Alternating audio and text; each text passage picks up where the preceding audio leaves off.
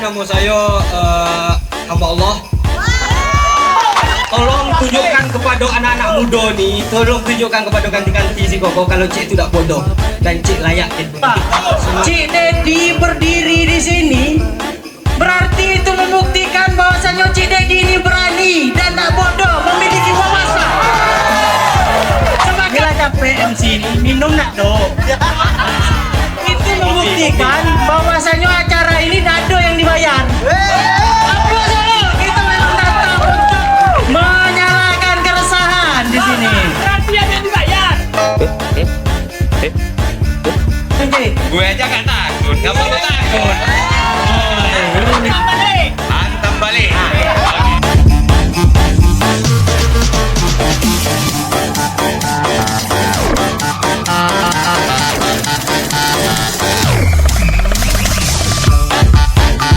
Assalamualaikum warahmatullahi wabarakatuh. Selamat datang Bapak Haji Dedi Putra SHMKN. Di atas.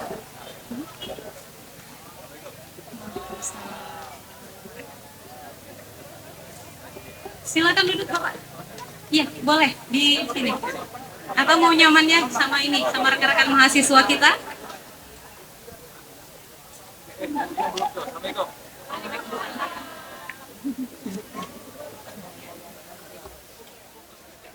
Teman Indonesia Raya. Indonesia Tanah airku, tanah tumpah darahku, di sanalah aku berdiri jadi penghunimu. Indonesia kebangsaanku, bangsa dan tanah airku. Marilah kita bersatu, Indonesia bersatu. Hiduplah tanahku, hiduplah negeriku, bangsaku, rakyatku semuanya. Bangunlah jiwanya, bangunlah raganya untuk Indonesia Raya. Indonesia Raya, merdeka, merdeka, tanahku, negeriku yang ku cinta. Indonesia Raya, merdeka, merdeka, hiduplah Indonesia Raya. Indonesia Raya, merdeka, merdeka, tanahku, negeriku yang ku cinta.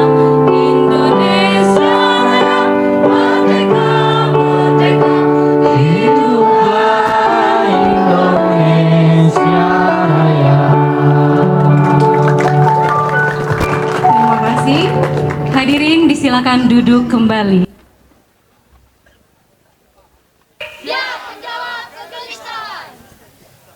Tepuk tangan terlebih dahulu.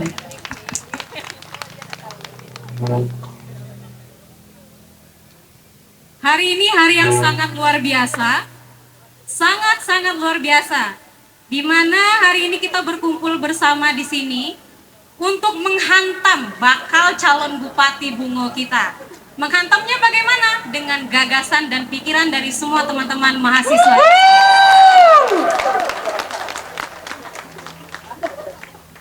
Acara Hantam Dedi ini merupakan acara yang diinisiasi oleh Kemudi dan Pemilih Muda Bungo, di mana acara ini bertujuan untuk mengetahui kompetensi pemimpin Bungo selanjutnya, atau untuk mengetahui kompetensi pemimpin bakal calon Bupati Bungo kita. Di mana selama ini kan pemuda ini hanya dijadikan sebagai objek politik, tapi pada tahap realisasi atau kontribusinya ditinggalkan. Maka dari itu, malam ini untuk semua teman-teman yang hadir, nyalakan semangat kalian, kita hantam Pak Dedi Putra. Tepuk tangan terlebih dahulu. Beliau terlihat seperti anak milenial. Kalau duduk di sini sepertinya sama seperti kita, tidak pakai pakaian yang monoton. Beliau sama seperti kita, sama seperti rekan-rekan mahasiswa semuanya. Beliau terlihat berwibawa dan terlihat sekali bahwasan beliau mempunyai aura kepemimpinannya. Nah, semoga Bapak Dedi Putra juga nanti akan terpilih menjadi Bupati Bungo sesuai dengan harapan mahasiswa-mahasiswa yang hadir pada hari ini. Selamat datang Bapak Dedi. Semoga nanti bisa menjawab semua pertanyaan-pertanyaan dari rekan-rekan mahasiswa yang akan menghantam Pak Dedi hari ini. Audiens sudah tidak sabar? Mau kita langsung mulai? Mau kita langsung mulai? Sudah siap dengan pertanyaan-pertanyaannya? Sudah siap untuk perubahannya? Hantam Dedi. Siap menjawab kegelisahan. Kurang semangat. Sekali lagi, hantam Dedi. Siap menjawab kegelisahan. Luar biasa. Ya baik Bapak, hantam Dedi itu yel-yel kita. Hantam Dedi, nanti semuanya siap menjawab kegelisahan. Artinya di sini Pak Dedi nanti akan menjawab semua kegelisahan dari rekan-rekan yang hadir di sini. Mereka gelisah, Bungo ini tidak ada perubahan kah? Atau mereka ingin perubahan yang akan datang selanjutnya untuk Bungo? Maka dari itu mereka menyerahkan semuanya kepada Pak Dedi. Nah, saya harap Pak Dedi nanti juga akan menjawab semua pertanyaan-pertanyaan dari rekan-rekan yang hadir pada hari ini. Langsung saja kita masuk ke acara intinya. Kami persilahkan untuk Bapak Dedi Putra memperkenalkan dirinya, menceritakan dirinya, kemudian menceritakan tujuannya untuk menjadi bakal calon Bupati Bungo ke depannya.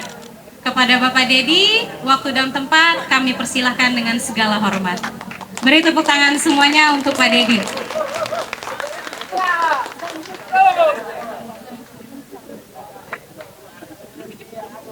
Bismillahirrahmanirrahim. Assalamualaikum warahmatullahi wabarakatuh. Waalaikumsalam warahmatullahi wabarakatuh.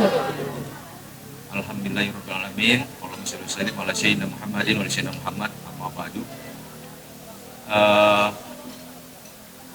Sahabat-sahabat kaum muda Bungo yang saya cintai, pada generasi masa depan pembangunan Bungo yang saya banggakan, di tangan-tangan kalian semualah harapan dan masa depan kabupaten ini dipikul. Pertama tentu kita harus memanjatkan puji dan syukur kepada Ta'ala. Alhamdulillah Allah memberikan kesempatan bersama berkumpul di sini dalam rangka berdiskusi bagaimana rencana kita tentang Bungo 5 tahun, 10 tahun, tentu 20 tahun ke depan. Kemudian salawat dan salam kembali kita peruntukkan pada junjungan Nabi Muhammad SAW. Allahumma shalli ala Muhammad wa ala ali Muhammad. Sahabat-sahabat sekalian, kaum muda, para mahasiswa dari seluruh perguruan tinggi yang hadir di sini, para generasi muda dari baik dalam kota maupun yang berada dari desa. Tadi saya sempat bertanya dengan adik-adik, ternyata ada yang dari Bengkulu datang. Kemudian ada dari Sungai Tumpang ya, Sungai Tumpang datang ke sini. Saya baru bertanya berapa orang saja, dan insya Allah generasi kita, sahabat yang ada di sini mungkin berasal dari beberapa tempat, beberapa desa yang ada di Kabupaten Bungo. Ada yang dari Limbur juga. Tepuk tangan untuk Limbur. Limbur 2011 waktu Bapak atau saya atau Abang? Abang ya? Abang ya. Waktu Abang sebagai anggota DPRD Provinsi Jambi pada periode 2009-2014, alhamdulillah 2011 Jalan Limbur yang dulunya tanah, insya Allah berkat bukan berkat, Kebetulan saya ada di Provinsi Jambi, saya bawa untuk pembangunan jalan libur dari Peninjau sampai Libu-Lubu Mengkuang. Lebih dari 20 kilo yang sebelumnya pemerintah daerah maupun pemerintah provinsi dan ingin membangun, tapi karena tangan-tangan kita yang berada di provinsi lemah dan tidak terbangun. Insya Allah, alhamdulillah pada 2011 waktu saya sebagai anggota DPR Provinsi Jambi itu terbangun. Sahabat-sahabat sekalian yang saya hormati, yang saya banggakan, yang saya cintai, tentu saya terkejut juga. Acara ini dibikin, saya juga tidak tahu. Tahu-tahu disodor 2 hari 3 hari yang lalu, hantam Dedi yang saya lihat ada video. Ya begitu. Saya bangga dengan sahabat-sahabat sekalian, dengan para mahasiswa. Tentu masa depan kita ini berada di pundak kita. Masa depan kita baik dari sektor ekonomi, pendidikan dan sebagainya berada di pundak kita bersama. Tadi mungkin protokol ini generasi sekarang, ini generasi yang ada di sini mungkin tidak begitu banyak mengenal saya, mungkin masanya berbeda gitu. Karena apa? Karena mungkin saya terlalu muda waktu itu masuk ke politik. Jadi saya waktu itu terpilih sebagai anggota DPRD pada umur 26-27 tahun, masih bujangan. Kemudian sebagai ketua DPRD Kabupaten Bungo pada umur 32 tahun. Kemudian selanjutnya ke DPRD Provinsi Jambi. Itu mungkin terlalu muda sehingga generasi-generasi yang seumur ini itu tidak mengenali saya. Saya perhitungkan hasil survei saya mungkin sekitar umur 40 tahun ke atas yang mengenali. 40 tahun ke bawah itu tidak mengenali. Saya bersekolah di Bungo hanya 6 tahun di SD di Sungai Arang, SD 127 Sungai Arang. Iya, ada di sekolah situ ya. Kemudian saya melanjutkan, ini boleh ya cerita pendidikan? Boleh ya? Saya melanjutkan pendidikan ke Pondok Aryat, Pondok Pesantren Aryat Palembang. 2 tahun di sana, kemudian menyelesaikannya di SMP Adiaksa Jambi. Kemudian saya melanjutkan ke Pondok Pesantren Wali Songo, Gontor Ponorogo. Tahu ya? Tahu Gontor tahu ya? Tahu. Nah, kemudian saya melanjutkan kuliah di Yogyakarta di 2 universitas. Pertama di UIN Sunan Kalijaga, Fakultas Syariah, jurusan Muhammadiyah Inayat. Kemudian saya kuliah di Universitas Informasi 45. Fakultas Hukum, jadi ambilnya reguler sama serempak gitu. Kemudian saya balik ke Bungo, rencana mau kembali ke Jogja untuk melanjutkan S2, gagal karena reformasi. Kemudian ikut partai politik dan terpilih sebagai anggota DPRD Kabupaten Bungo.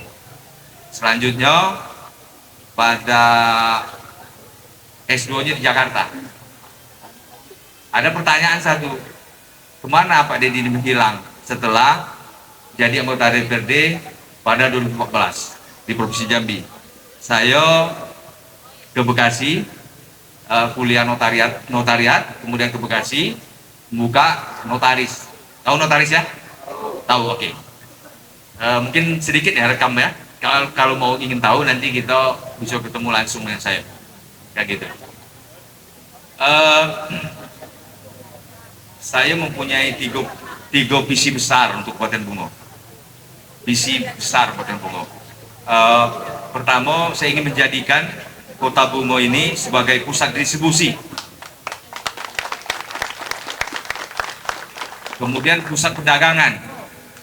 Kemudian pusat wisata Jambi Wilayah Barat. Jadi ketika kita bicara Bungo, kita tidak bisa lepas dengan Kabupaten Srolangun, Kabupaten Merangin, Kabupaten Tebo, Kabupaten Kerinci, Kabupaten Damasraya, plus Kabupaten Segigi maupun Solok Selatan. Kita tidak bisa lepas dari itu. Karena apa? Karena ini kabupaten penopang dari Kabupaten Bungo. Kalau kita hanya bicara bagaimana memajukan Bungo, meningkatkan ekonomi Bungo, menggerakkan potensi Bungo, menjadikan Bungo lebih maju, hanya mengandalkan APBD bohong besar. Hanya mengandalkan APBD bohong besar. Kan gitu. Kita akan tetap sama. Kita akan tetap sama dengan Merangin, dengan Sorolangun, dengan Bangko. Sama ya? Merangin, Tebo, Sorolangun, Bangko, Damasraya, Kerinci.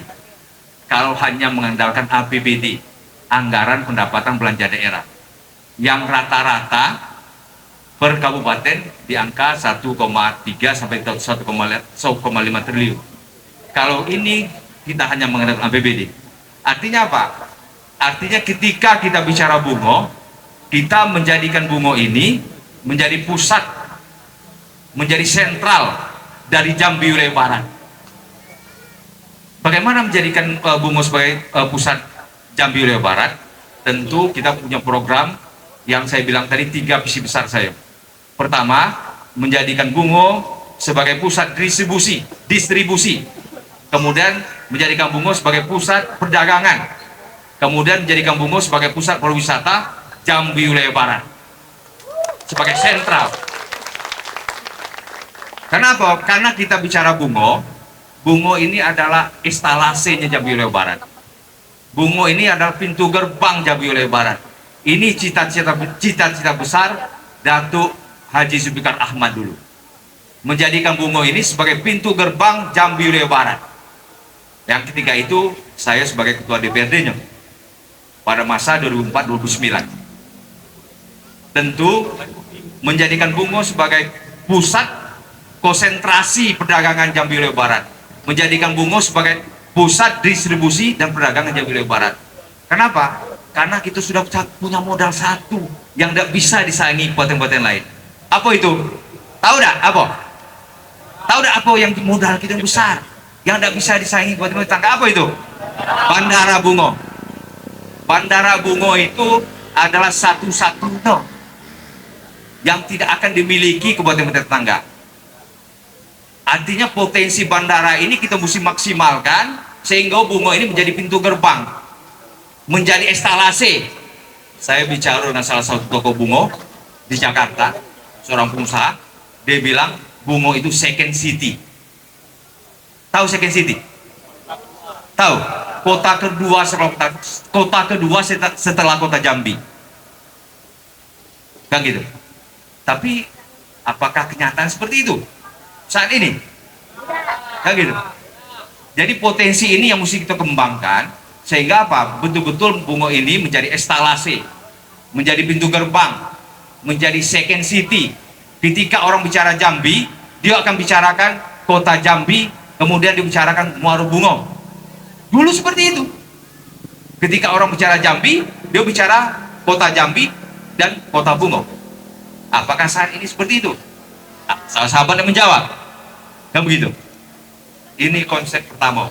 Yang kedua, saya akan menjadikan kota Bungo ini sebagai kota rujukan, kota kesehatan. Kota kesehatan, kota rujukan Jambi wilayah barat. Jadi itu akan jadikan rumah sakit itu sebagai rujukan Jambi wilayah barat.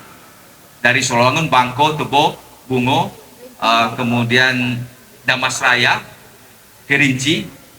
Saya ingin orang-orang itu berobat ke Bungo. Sekarang kita berobat ke Padang, rujukan, kita berobat ke Jambi. Saya pinginnya orang-orang ini berobat ke Bungo. Bahwasanya Cik Dedi hadir untuk bersama kita.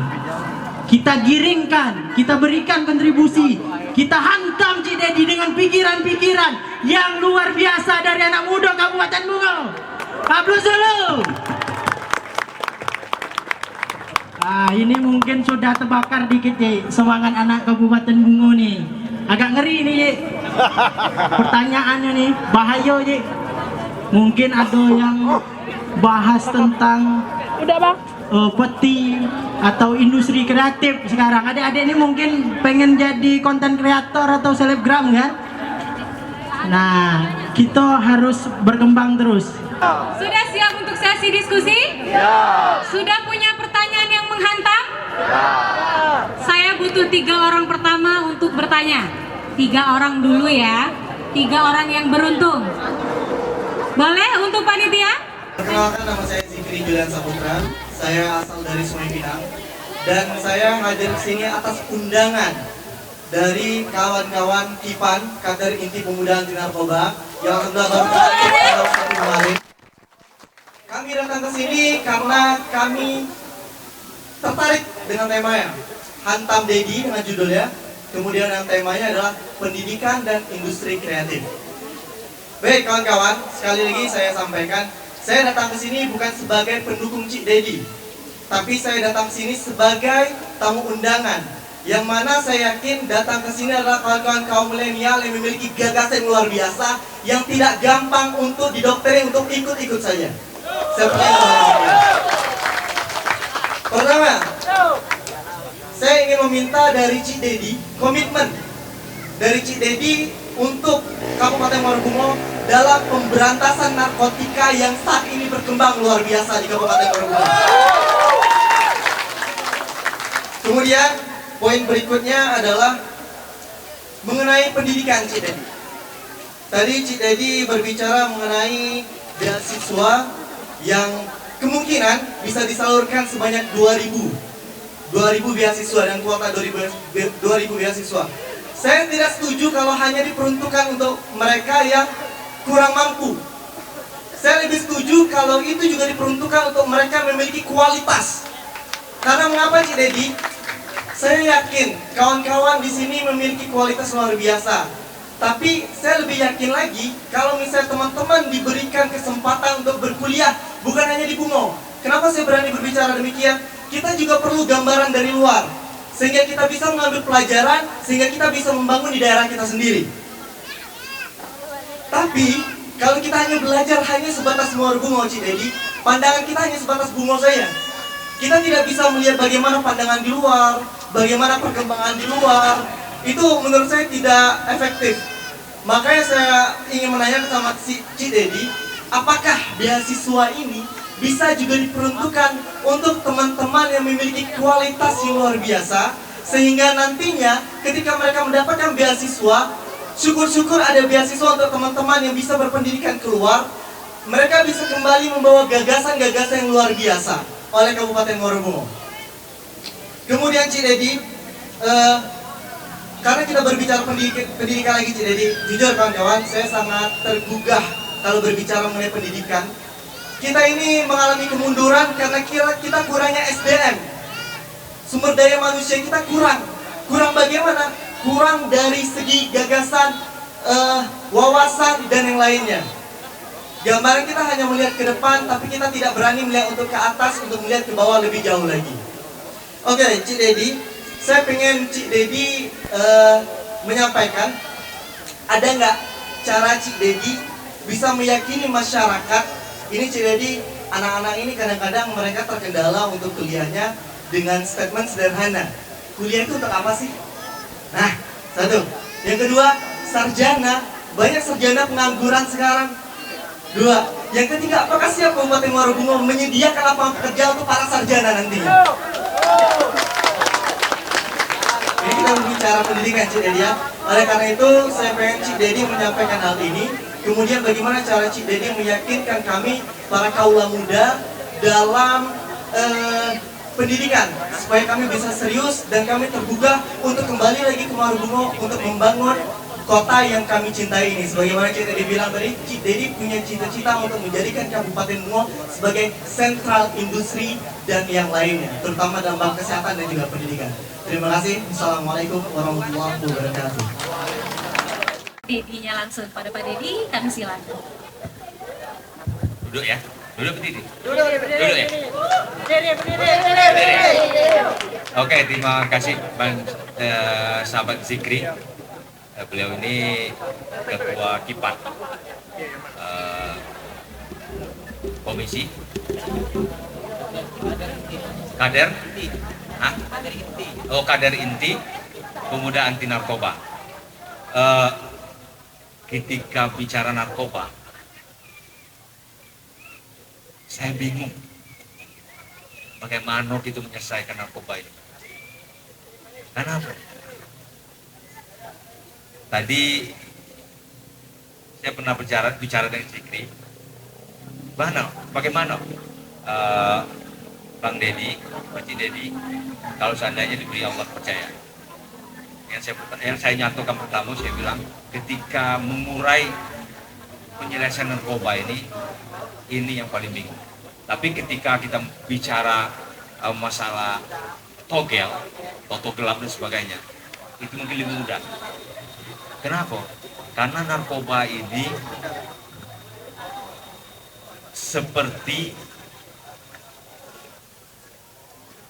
di lingkungan kita sendiri ini sudah beredar semua. Adik kita, keponakan kita dan sebagainya. Ini sudah hampir semua, mungkin sahabat-sahabat di sini mempunyai saudara, mempunyai keponakan, mempunyai adik, mempunyai tetangga yang terlibat narkoba.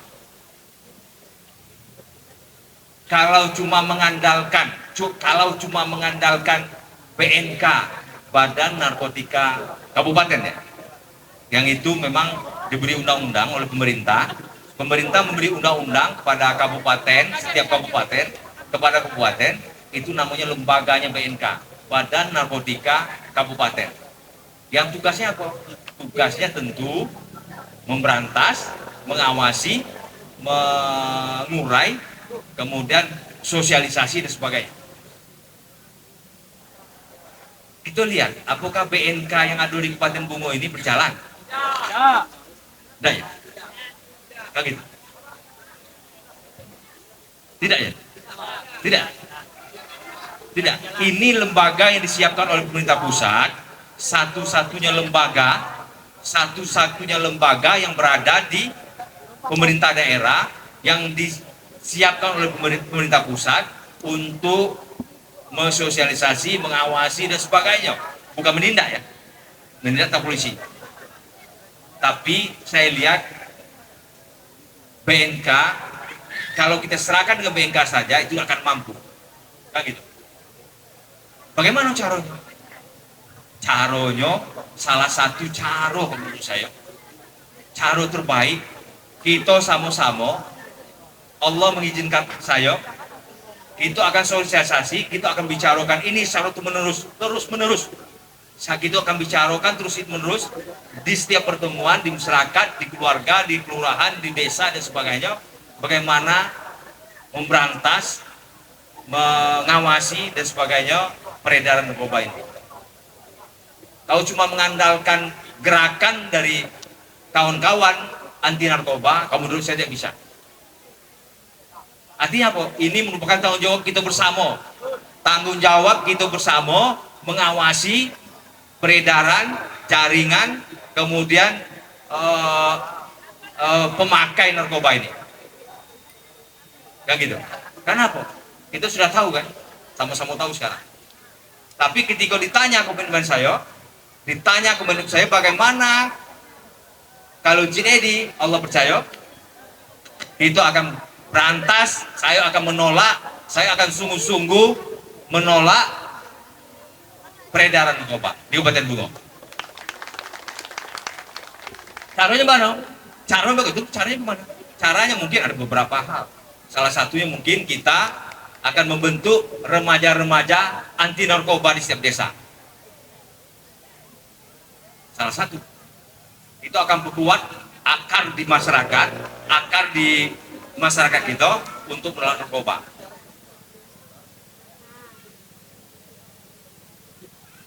Mungkin saya rasa jawaban saya pasti Ketua Kipan tidak puas.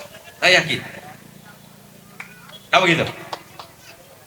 Ketika dia bertanya siapkan anggaran, saya bilang cuma satu lembaga yang bertugas yang diberi wewenang untuk menangani narkoba di Kabupaten Bungo. Di setiap kabupaten yaitu BNK.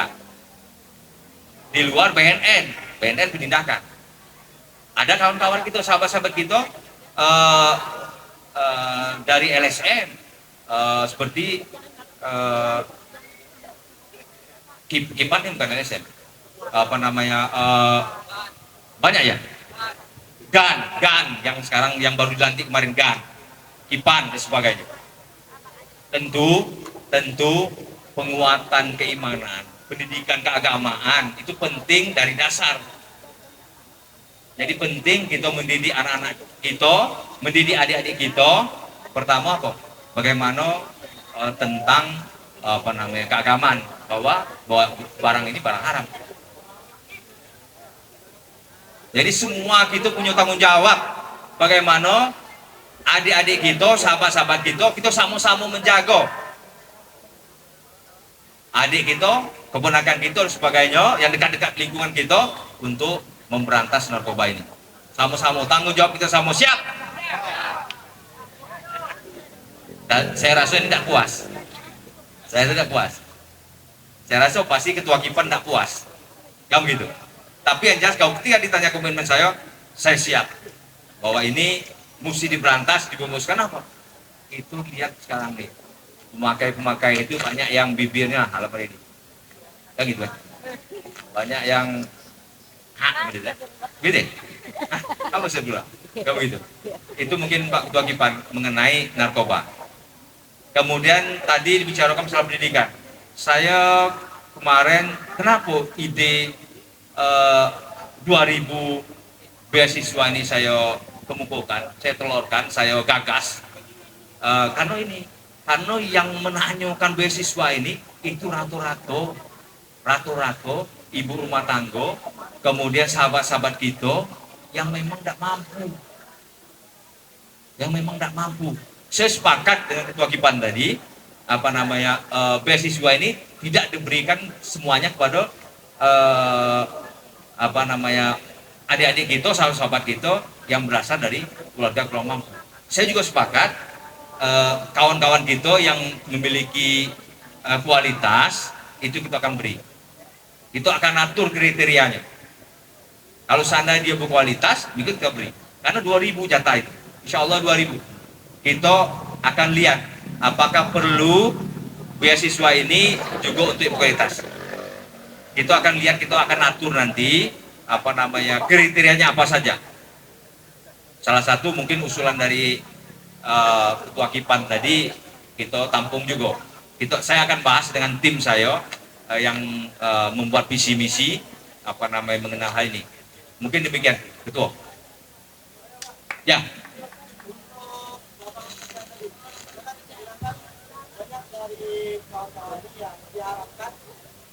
Anak-anaknya dan itu bakalan sarjana. Tapi yang menjadi pertanyaan para masyarakat sekarang pada saat ini adalah ketika setelah sarjana mereka jadi apa? Apakah siap pemerintah memberikan lapangan kerja untuk para sarjana? Karena faktanya sekarang ini di Kabupaten Bunga itu kurang dalam lapangan pekerjaan, sehingga banyak dari sarjana-sarjana yang telah menempuh pendidikan yang tinggi sia-sia akhirnya.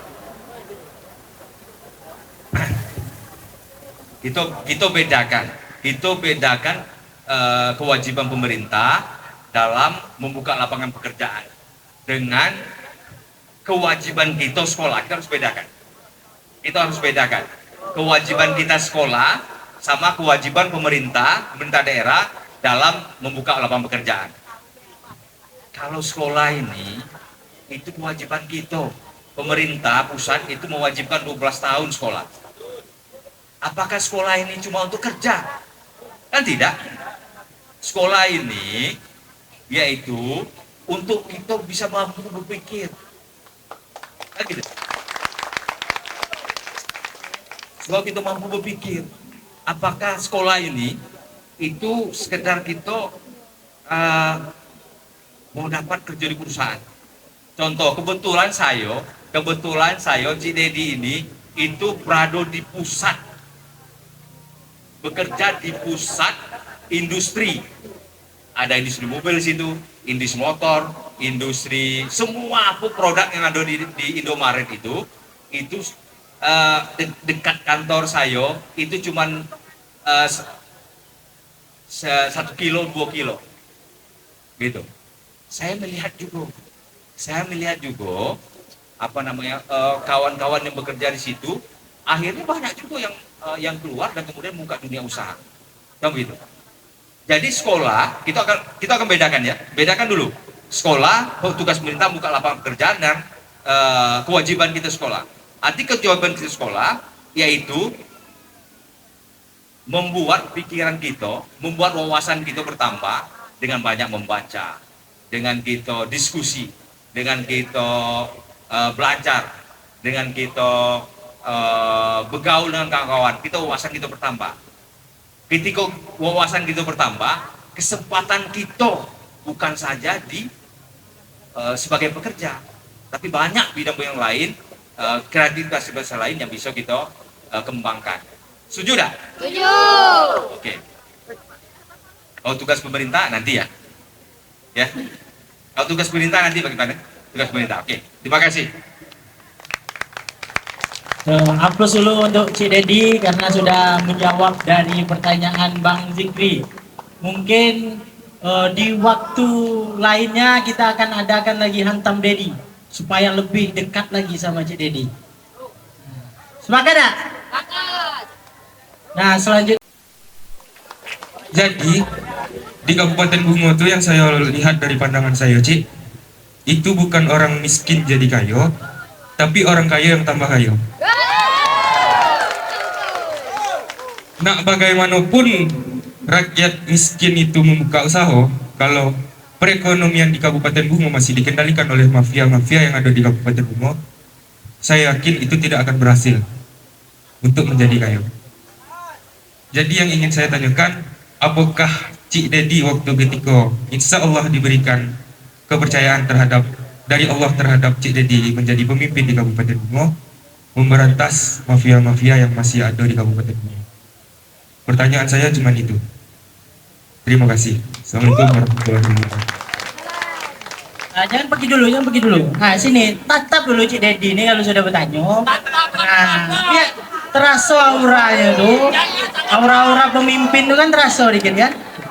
Mungkin waktu dan di tempat dipersilakan untuk Cik Dedi menjawab pertanyaan adik kita nih, yang sangat luar biasa nih. Kita diskusi kan.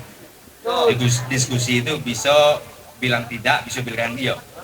Nah, saya kurang sepakat dengan pernyataan Ihsan bahwa ekonomi dikendalikan mafia, rakyat kecil tidak terangkat. Saya tidak sepakat. Artinya begini, mungkin yang disampaikan oleh Ihsan terjadi, mungkin saja terjadi, kan gitu. Karena apa? Saya belum di pemerintahan, saya belum menjabat. Mungkin saja terjadi ada orang-orang yang mengendalikan ekonomi kita. Mungkin saja terjadi, kan gitu. Tapi peningkatan ekonomi rakyat itu mutlak harus dilakukan. Jadi tidak ada hubungannya antara ekonomi dikendalikan mafia dengan ekonomi rakyat, itu tidak ada hubungannya. Tidak ada hubungannya. Kita contohkan saja. Apakah mafia bisa mengendalikan petani sawit di bawah yang punya 1 hektar, yang punya 2 hektar? Tidak bisa. Tidak bisa. Karena apa? Karena harga sawit ditentukan oleh dunia.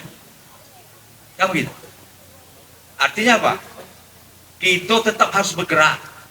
Saya punya komitmen bagaimana rakyat kita, masyarakat kita yang ekonominya paling bawah, yang mempunyai tanah 1 hektar, 2 hektar, yang 1/2 hektar ini bisa tumbuh, bisa bangkit ekonominya, bisa berkembang ekonominya.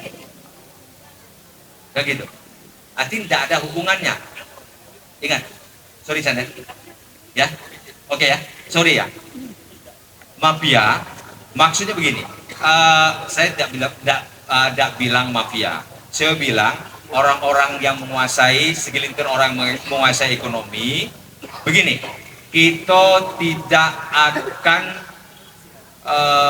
mencegah orang besar untuk besar, kan gitu. Pengusaha besar untuk besar. Kita juga tidak melarang pengusaha menengah untuk naik kelas, yang gitu. Tapi yang paling penting itu lakukan bagaimana masyarakat ekonomi bawah yang paling di level bawah ini bangkit sehingga naik kelas. Kalau dia bisa naik, jangan Kalau nggak bisa naik jadi kelas menengah, di antara kelas menengah dan kelas bawah. Kan gitu. Paham ya? Paham nggak? Artinya apa? Dengan anggaran yang ada, anggaran untuk bicara anggaran. Dengan anggaran yang ada, saya akan intervensi pertumbuhan ekonomi di sektor-sektor yang meningkatkan ekonomi masyarakat, termasuk UMKM, termasuk ekonomi kreatif, termasuk sektor perkebunan. Kalau gitu agak panjang apa nih? Ini ya, ini ada ini. Ada yang dari Komang Kuning nggak? Nggak ada ya? Nggak ada yang dari Komang Kuning. Tapi ada ya? Ada dari Komang Kuning berapa? Oh, Oke, terima kasih atas kehadiran sahabat kita dari Komang Kuning. Saya tidak ada bicara diskriminasi, tapi kita bicara fakta sekarang. Nah, gitu. Itu bicara fakta sekarang. Ketika kita bicara Komang Kuning, ketika kita bicara Komang Kuning, transmigrasi, pemerintah menyiapkan setengah hektar lahan perumahan. Pemerintah menyiapkan 2 hektar lahan sawit yang dibangun oleh PT SAL. Kita lihat kan? Kita lihat. Tapi kita coba kita lihat. Coba kita ke Komang Kuning, kita lihat itu rata-rata ekonomi masyarakatnya bagus. Rumahnya relatif bagus. Apa itu? Kenapa? Kenapa? Karena dia ditopang oleh 2 hektar sawit. Ditopang oleh 2 hektar sawit yang dari memang perjanjian dari awal itu diberikan oleh pemerintah daerah, pemerintah pusat kalau dia mau peran. Itu lihat ekonominya. Tapi ketika bicara masyarakat pedusunan, karena sekarang dusun, yang merubah perda jadi dari desa ke dusun dulu, saya juga, kan gitu. Ya, agak sulit juga kita merubahnya. Ketika kita bicara pedusunan pedesaan, ada, agak ada, pedusunan ya. Oh pedusunan kita sesuai dengan perda. Kita bicara pedusunan, kita ingat tak? Nenek moyang kita dulu itu hidupnya dari sungai untuk cari makanan, ikan. Kemudian dia menanam sayur di lingkungan rumahnya. Kemudian memanfaatkan hutan untuk meningkatkan ekonominya. Dia jual macam-macam lah, kan gitu dari hutan. Nenek moyang itu dulu. Apa namanya? Tapi tidak ditopang apa tadi? Tidak ditopang oleh 2 hektar sawit. Kan gitu. Saya punya komitmen itu program sawinisasi.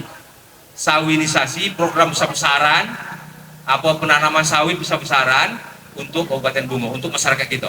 Karena saya yakin sekali, sesuai nggak pertanyaan ini? Masih sesuai ya? Masih sesuai ya? Dari bulan ekonomi masih tadi ya?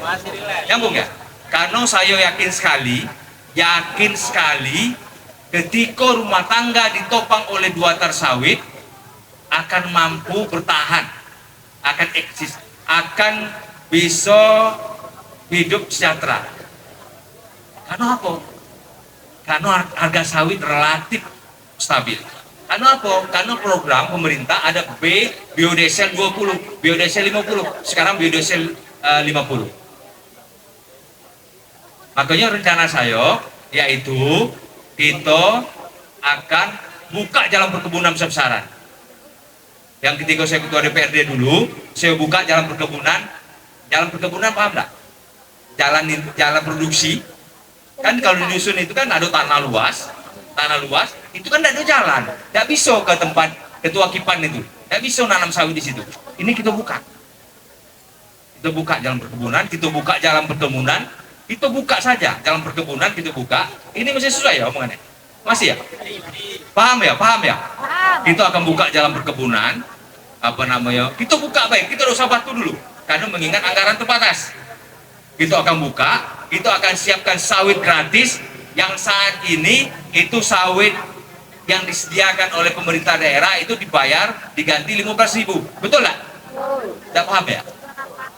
Paham ya? 15.000 kita akan gratiskan. Kenapa? Ketika saya ketua DPRD dulu, saya bicara juga, saya sudah melakukan. Dulu sawit itu gratis. Kita pembibitan, pusat pembibitan di Jujuhan, pusat pembibitan di Komang Kuning, pusat pembibitan di Tanah Tumbuk, pusat pembibitan di Kampung Datar, pusat pembibitan di Pelpat. Bibit asli. Kita akan beri bibit secara gratis ke masyarakat. Kita akan buka jalan perkebunan masyarakat. Mungkin kalau saya jelaskan program sawinisasi saya ini agak panjang, kakek tidak bisa bertanya. Saya jelaskan, mau jelaskan? Hah? Oh oke ya, kita stop ya pada situ ya. Yang jelas kita akan programkan sawinisasi, yaitu program sawit besar-besaran. Tujuannya apa? Tujuannya supaya masyarakat, rakyat kita, orang tua kita, saudara kita, bibi kita, tante kita yang punya tanah 2 hektar, setengah hektar, 1 hektar, menanam sawit semuanya. Sehingga ada pendapatan bulanan, pendapatan bulanan. Nah mungkin demikian ya, kalau lama sebuah pertanyaan itu kayak, ya silakan. Baik, aplaus dulu untuk Cik Dedi.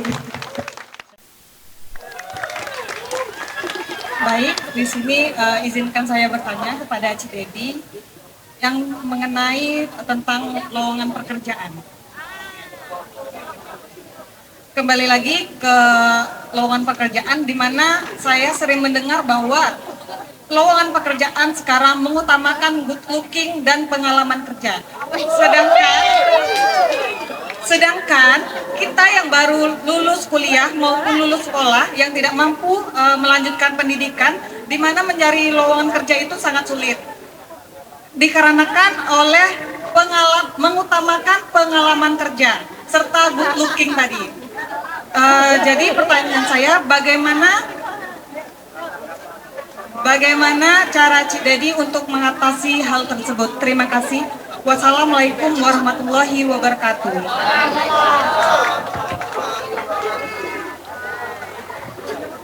Mungkin itu Cik, pertanyaan yang sangat menarik. Good looking, mungkin ada juga good rekening deh, lupa tuh.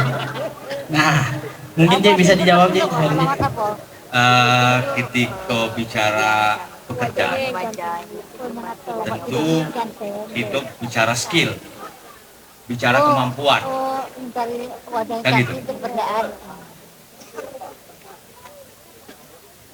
Jadi tidak bisa dipisahkan antara pekerjaan dengan skill. Kalau kita bicara di pemerintah daerah itu menyiapkan PLK, Balai Latihan Kerja. Artinya begini, antara pekerjaan itu tidak dipisahkan dengan skill, tidak bisa dipisahkan dengan skill. Saya tidak bicara good looking ini, karena good looking ini itu bagian apa namanya? Yang berikut biasanya HRD. Jadi kalau kita bicara peluang kerja, itu kita bicara skill, kemampuan.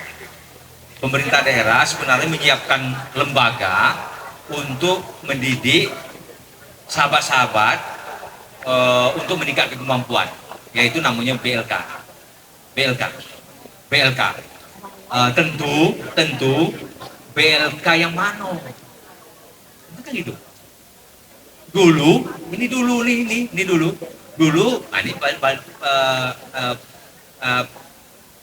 Pakcik balik lagi cerita dulu ketika saya ketua DPRD, saya selalu bilang begitu karena sudah melakukan itu. Kalau bicara otomotif, di BLK itu ada otomotif, skill otomotif. Pas saya lihat ke sana, ternyata Hondanya kuno-kuno. Jadi apa namanya, yang dilatih itu Hondanya lama, ketinggalan zaman. Jadi yang sekarang NMAX, dia masih cerita Supra, kan gitu. Terkejut saya, yang dilatih cuma pakai apa namanya, motor seperti ini. Ya, astagfirullahaladzim, sebenarnya kacau itu. Bagaimana menjawab tantangan? Sementara yang bisa yang sekarang NMAX, kemudian yang apa namanya barang yang jadi apa namanya Prakteknya. jadi prakteknya ketinggalan zaman. Makanya waktu itu saya beli beberapa puluhan waktu itu Honda kendaraan yang baru untuk dibongkar pasang oleh apa namanya sahabat-sahabat kita yang di BLK. Jadi begini, ini contoh. Artinya apa? Artinya seorang kepala daerah harus tahu apa sih kebutuhan lapangan kerja sekarang. Apakah otomotif? Apakah industri kreatif? Apakah apa namanya baju ya, jahit atau lain-lain lain-lain lagi, kan begitu. Artinya apa? BLK ini harus memang menyiapkan tantangan kerja. Skill yang dibutuhkan itu yang kita latih. Yang ketinggalan zaman itu tidak usah dilatih lagi, kan begitu. Nanti ke depan kita siapkan BLK yang betul-betul siap menerima tantangan kerja. Arti skill itu memang skill memang yang dibutuhkan. Itu pertama. Jadi antara peluang kerja dengan skill itu saling terkait. Saling terkait. Saya tidak bicara tingkatan lulusan sarjana ya. Kita bicara sekarang tingkatan SMA. Maksudnya SMA yang untuk skill, keterampilan.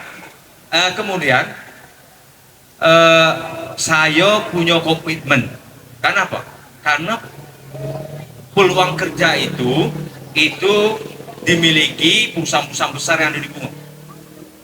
Perusahaan besar yang ada di Bungo ini itu adalah pemilik atau penerima tenaga kerja yang cukup banyak.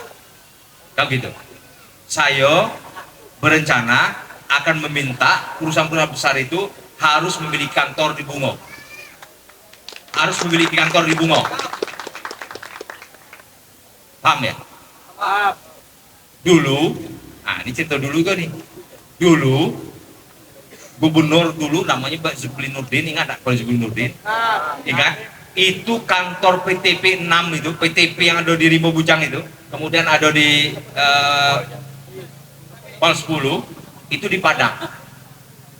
Dia minta pindah ke Jambi, akhirnya pindah ke Jambi. Itu akan minta juga perusahaan-perusahaan berkembang di Bungo ini, perusahaan besar yang ada di Bungo ini, buka kantor di Bungo. Itu langkahnya. Kemudian dia juga kita minta untuk transparan dalam perirutan tenaga kerja. Kemudian juga yang paling penting lagi yaitu porsi pekerja lokal dengan pekerja luar itu ada presentasinya. Mungkin yang skill, yang punya kemampuan seperti mungkin tenaga mesin besar yang ada dimiliki itu silakan ambil di luar. Tapi yang lokal misal 30-70%, 30-70%, 70 lokal, kemudian 30 luar. Setuju? Kemarin saya agak panjang nih tidak apa-apa ya panjang ya. Kemarin saya ke Dusun Danau. Ada di Dusun Danau sih kok? Ada ya? Saya ke Dusun Danau. Masyarakat Dusun Danau bilang dengan saya waktu saya tatap muka silaturahim dengan masyarakat situ, sosialisasi, dia bilang itu anak-anak kita, sahabat-sahabat kita yang baru Dusun Danau itu kesulitan masuk di salah satu perusahaan yang ada di situ. Tahulah perusahaannya apa yang dekat Dusun Danau ya? Kita tidak sebut perusahaannya. Kesulitan. Kita akan benahi ini. Kita akan benahi sehingga masyarakat lokal yang lingkungan perusahaan itu bisa diterima di perusahaan yang ada. Itu konsep kita. Kemudian mungkin itu sebentar. Nanti kita sambung lagi sebentar. Jadi ya. Oke? Oke.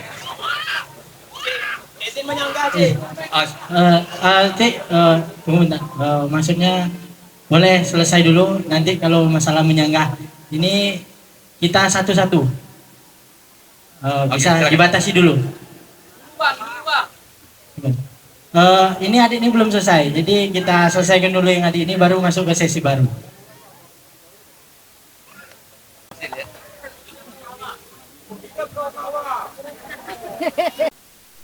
Semuanya. Perkenalkan, nama saya hamba Allah.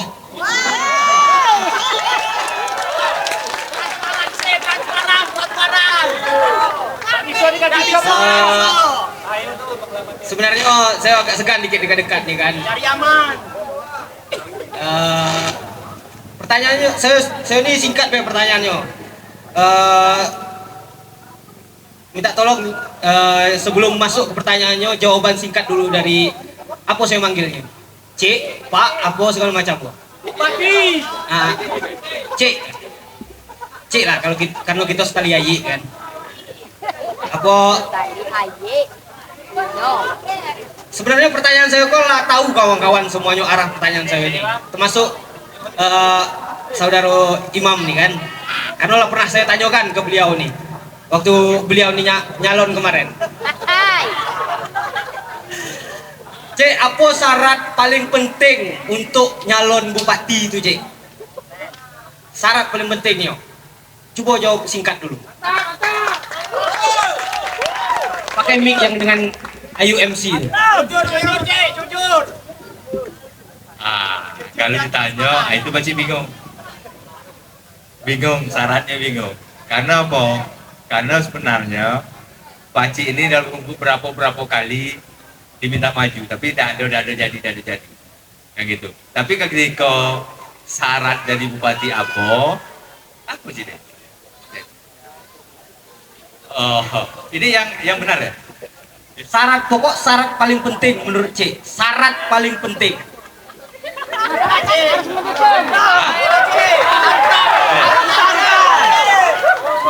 Boleh, call friend boleh. Oh gitu ya. Syarat boleh. Hantam balik. Oke. Call friend boleh. Syarat paling penting. Syarat paling penting. Masyarakat harus mendukung. Semangat.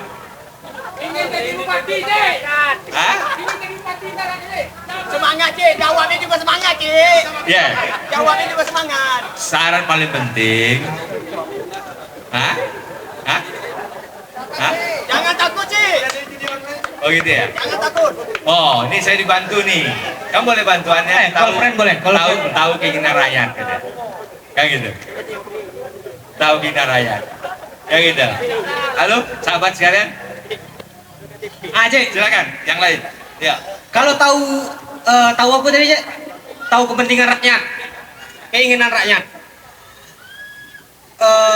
Kami kok sebagai orang awam, Cik, itu jawabannya mungkin terlalu diplomasi, Cik. Kalau diplomasi itu bukan siko kena aja. Syarat paling penting untuk nyalon bupati itu daftar, Cik.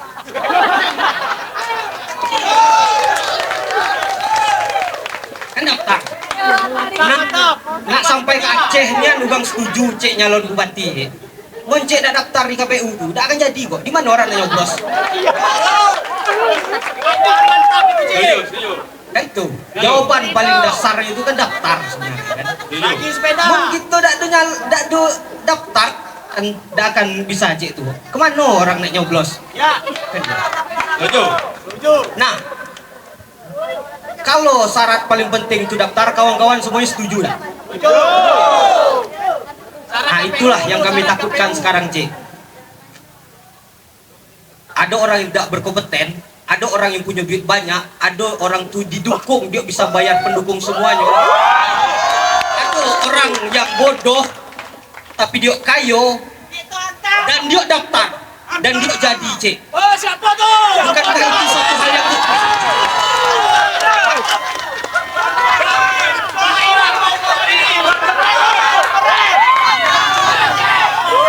saya ulangi, kawan-kawan, bukan itu suatu hal yang mengerikan. Bukankah itu suatu hal yang mengerikan? Ada orang bodoh, dia punya duit, dia kayo, dia punya banyak pengikut, dan dia daftar. Mengerikannya itulah yang paling paling mengerikan tuh, Cik. Tolong Nah, dikawal, sekarang Cik. Cik, tolong dikawal balik, Cik. Hati-hati. Nah, sekarang pertanyaan saya cuma sekok, Cik. Tunjukkan kalau Cik itu tidak bodoh. Tunjukkan kalau Cik itu berkompeten. Karena setiap Indonesia ini hancur, Cik. Karena para kursi-kursi itu diisi dengan orang yang tidak berkompeten, diisi dengan orang-orang bodoh dalam tanda kutip. Tolong tunjukkan kepada anak-anak muda nih, tolong tunjukkan kepada ganti-ganti si Koko kalau Cik itu tidak bodoh dan Cik layak jadi pemimpin. Terima kasih. Mohon saya perwakilan dari orang awam tadi diundang dengan ganti-ganti yang pakai baju biru ini tadi kan, Cik. Kalau orang awam nih tempatnya orang-orang proletar berdiskusi, Cik. Boleh kaget kalau mau pengen mampir ke orang awam. Ya, terima kasih. Terima kasih. Woi, pertanyaannya luar biasa nih Yan. Berarti abang nih ya. Syarat pertama untuk menjadi pemimpin daftar. Nah, memang betul. Nah, tapi ada yang menarik kawan-kawan. Terakhir abang tuh, bahwasanya Cik Dedi ini harus membuktikan bahwasanya Cik Dedi ini tidak bodoh. Inilah capek MC ini, minum nak do. Itu membuktikan bahwasanya acara ini dado yang dibayar. Aplaus dulu, kita memang datang untuk menyalakan keresahan di sini. Berarti ada yang dibayar. Hah? Berarti ada yang dibayar. Tidak tahu kita. Nah, kali itu tidak tahu kita. Nah, selanjutnya, Bang, siapa nama tadi Bang? Hamba Allah. Cik Dedi berdiri di sini. Berarti itu membuktikan bahwasanya Cik Dedi ini berani dan tak bodoh, memiliki wawasan. Sepakat tak tuh? Berarti beliau ini memiliki wawasan, visi misi yang jelas untuk Kabupaten Bungo ke depannya. Bukan orang masing-masing beliau nih. Nah, sepakat tak tuh?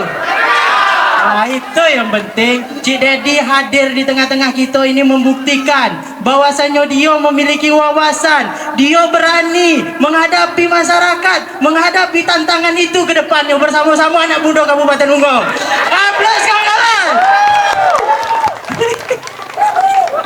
Nah, selanjutnya dari ada perwakilan lagi nak bertanya. Tadi ini pertanyaan terakhir, Bang.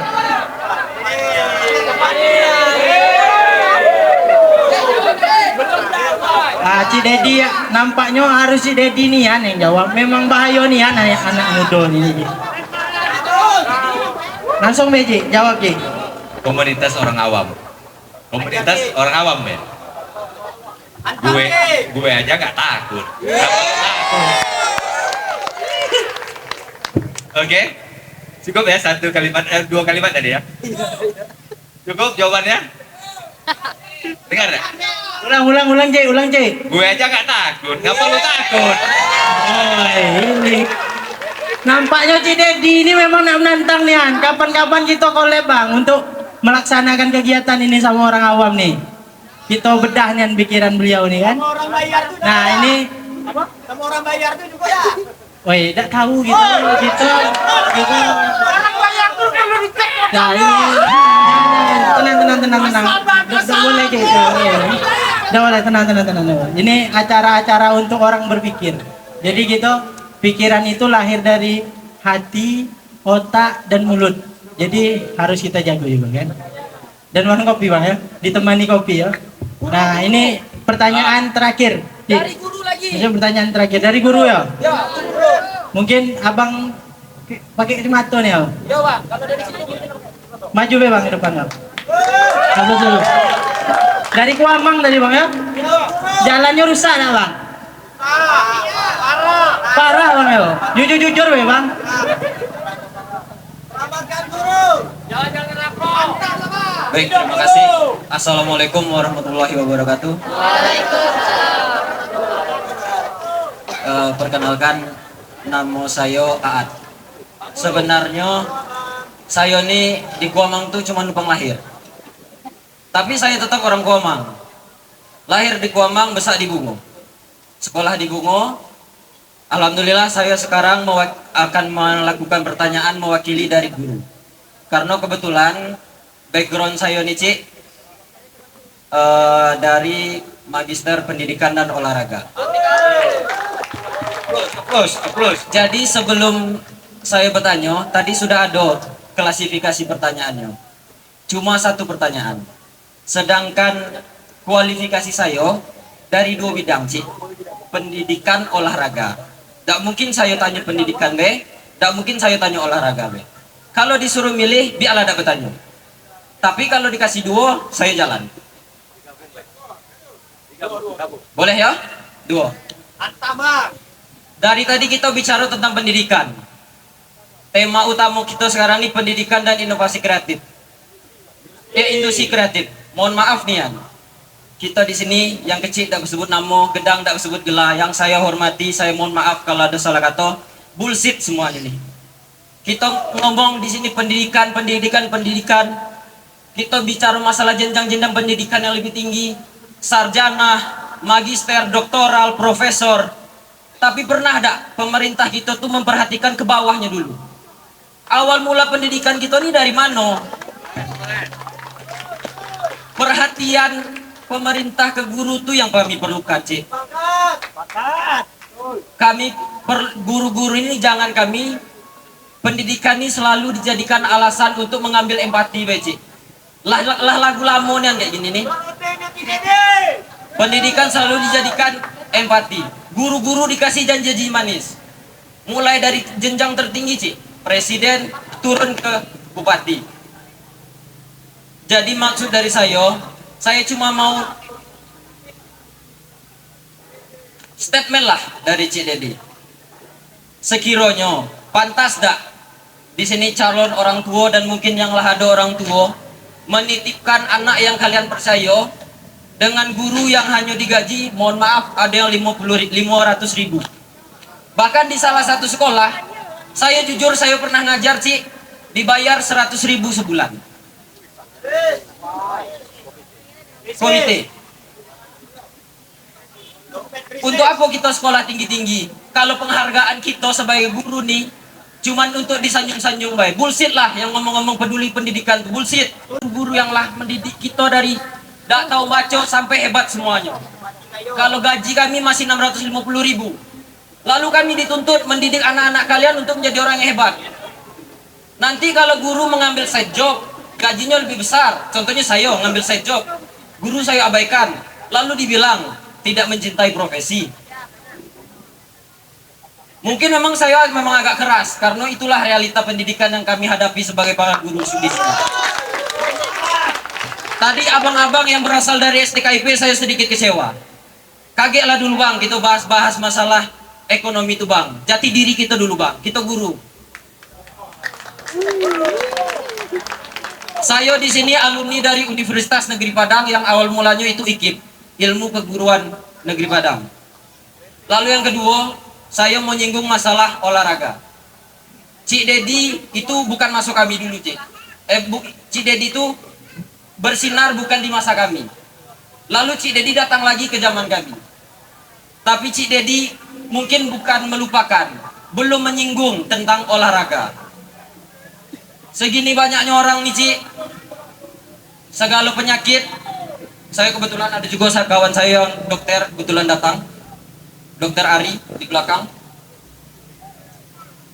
Rata-rata segala penyakit itu obatnya selalu disarankan untuk perbanyak olahraga, Cik. Tapi kepedulian terhadap olahraga itu, Cik, malah lebih melihat kembang daripada fasilitas olahraga gitu.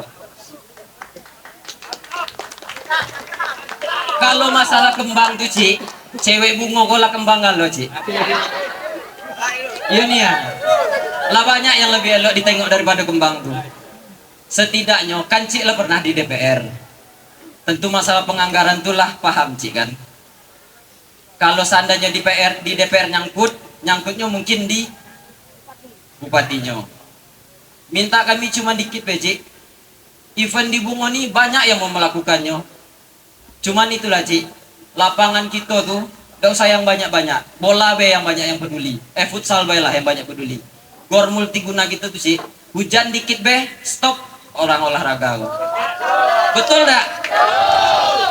Kalau tuntutan kami itu tidak dapat ke atas ke bawah, Tik. Cik, ndak dapat nian seandainya lapangan tuh di semen ulang, yang bocor di atas tuh becek ditempel. Itu bela Cik. Ada apa hubungan? Gor. Iya itu. Itu baru Gor suruh naik baru. Itu baru hantam Cik, kalau buat gedung baru itu baru ngantam. Oke. Karena di sini pertanyaan yang sama sudah saya ajukan ke kandidat sebelah. Saya jujur be, dari kedua kandidat yang sudah mendeklarasikan diri dengan berkampanye, saya kedua-duanya datang. Karena di sini saya hadir sebagai tamu undangan, bukan sebagai pendukung salah satu paslon. Mungkin belum paslon ya Cik ya? Baru bakal calon. Seperti itu. Dua tuh kegelisahan yang saya rasakan sebagai seorang guru dan sebagai olahragawan. Terima kasih waktu dan tempatnya. Assalamualaikum warahmatullahi wabarakatuh. Waalaikumsalam warahmatullahi wabarakatuh. Boleh duduk dulu sambil mendengar Ci Dedi untuk menjawab. Ini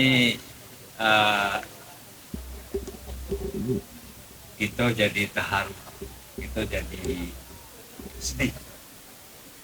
Ini problem besar sebenarnya yang disampaikan oleh saudara kita tadi. Aat, beliau pelatar belakang master pendidikan. Problem besar yang kita hadapi yaitu tidak ada penghargaan terhadap guru.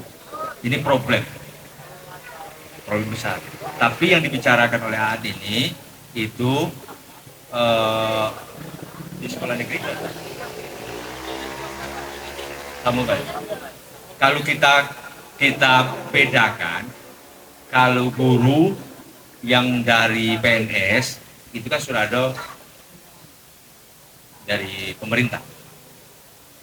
Yang dibicarakan tadi yaitu guru-guru yang tidak PNS, kan begitu. Saya juga melihat itu. Karena apa? Karena di sekolah-sekolah kita itu guru-guru itu dibayar memang di luar standar, di bawah standar, di bawah standar UMR kita. Ini problem di bawah standar UMR. UMR bunga berapa gini? Hah? Berapa? 26 ya? 2.600.000. Ini dibayar di bawah UMR. Ini problem. Bagaimana memecahkannya? Saya sepakat dengan saudara Aat tadi ngatokan cuma memprogramkan beasiswa 2.000 orang, tapi tidak bicara pendidikan tingkat dasar, tidak bicara pendidikan tingkat menengah, di mana pemerintah sekarang jelas mewajibkan pendidikan 12 tahun, kan gitu. Artinya kalau kita bicara Bungo sebagai kota pendidikan, pusat pendidikan Jambi Jawa Barat, tentu kita harus bicara bagaimana peningkatan tingkat dasar, menengah dan atas. Menengah atas ya, sekarang menengah atas ya. Menengah dan atas. Kan gitu. Saya sepakat dengan Aat. Artinya apa? Artinya tentu itu akan pecahkan problem ini. Artinya saya lihat sekarang ini,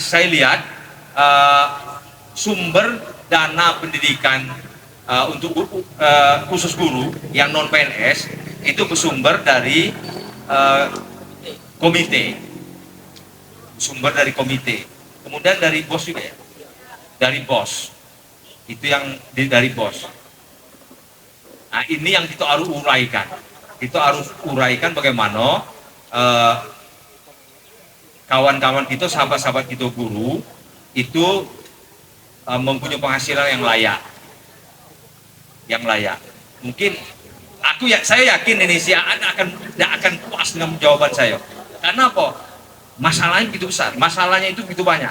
Ketika kita bicara di SD negeri problemnya lain. Tapi kita bicara di SD swasta atau madrasah ibtidaiyah, kita problemnya berbeda lagi. Problem berbeda. Artinya antara negeri, swasta berbeda. Tapi kalau kita bicara di SDIT, mungkin kesejahteraannya di atas. Betul ya? SDIT tahu kan? Karena dia memungut SPP cukup cukup lumayan besar. Yang jadi problem sekarang itu lihat banyak sekolah juga itu menerima murid juga di luar batas kemampuan dia. Ini problem juga, betul kan? Kan gitu. Jadi apa namanya, saya lihat itu masalahnya sekarang, masalah yang kita hadapi bukan saja di SD negeri, termasuk di SD swasta juga membayar guru itu di bawah batas kelayakan, di bawah apa namanya UMR gitu. Bagaimana caranya untuk kita meningkat? Bagaimana caranya? Sementara ada larangan dari pemerintah, komite tidak boleh memungut SPP, komite tidak boleh memungut di luar sumbangan ya. Kalau sumbangan boleh, silakan saja. Orang tua nak nyumbang satu musola boleh, silakan saja, tapi tidak boleh memungut sumbangan wali murid, iuran tidak boleh, memungut iuran tidak boleh, tapi sumbangan boleh. Sumbangan silakan. Itu akan urai. Saya yakin Anda puas dengan jawaban saya. Saya yakin, karena problemnya berbeda-beda itu antara SD negeri, SD swasta, kemudian madrasah dan sebagainya. Itu ada. Hah?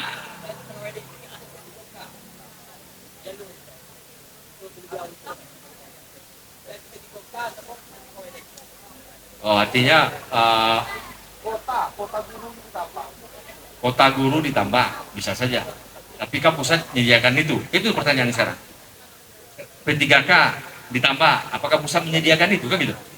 Itu, tapi upaya kita jelas, kan gitu, upaya kita jelas, P3K apa namanya bisa diperbanyak, tapi itu saya yakin ada puas, tapi saya tahu problem ini, saya paham betul gitu, saya paham. Kemudian saya pasti lari ke olahraga ya. Oke, olahraga. Dia bilang kita tidak semasuk, Ci.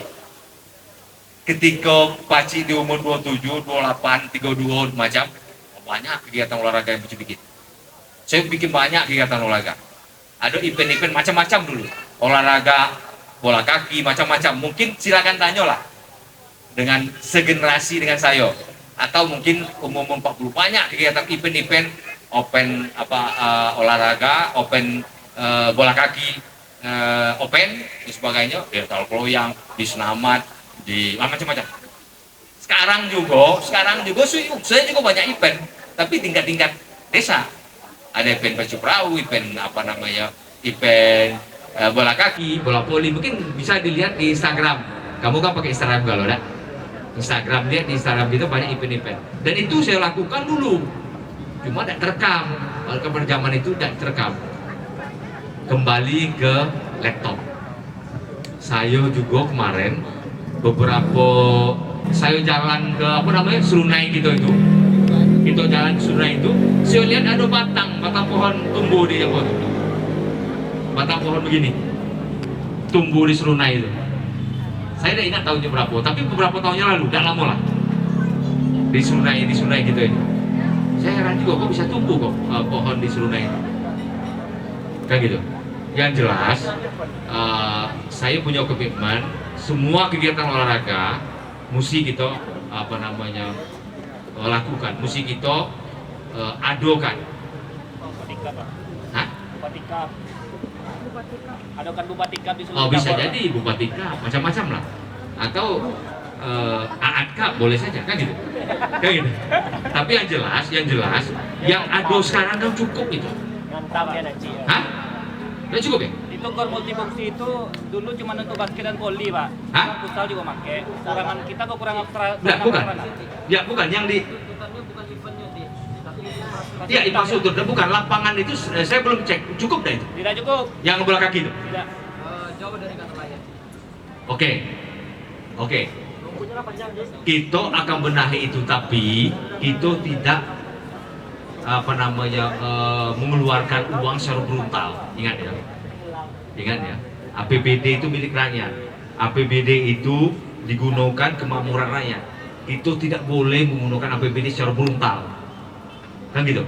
Contohnya kita bangun sport center 200 miliar misalnya, ini brutal,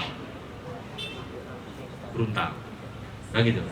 Tapi kita akan bangun, tapi tidak menyampingkan kepentingan lain dari rakyat, kan gitu. Kita akan bangun sesuai dengan kebutuhan kita, tapi tidak brutal. Ingat ya, tidak brutal ya. Paham nggak maksud brutal? Paham. Hah? Paham sih. Ya, dilayakkan. Tidak brutal. Ingat ya.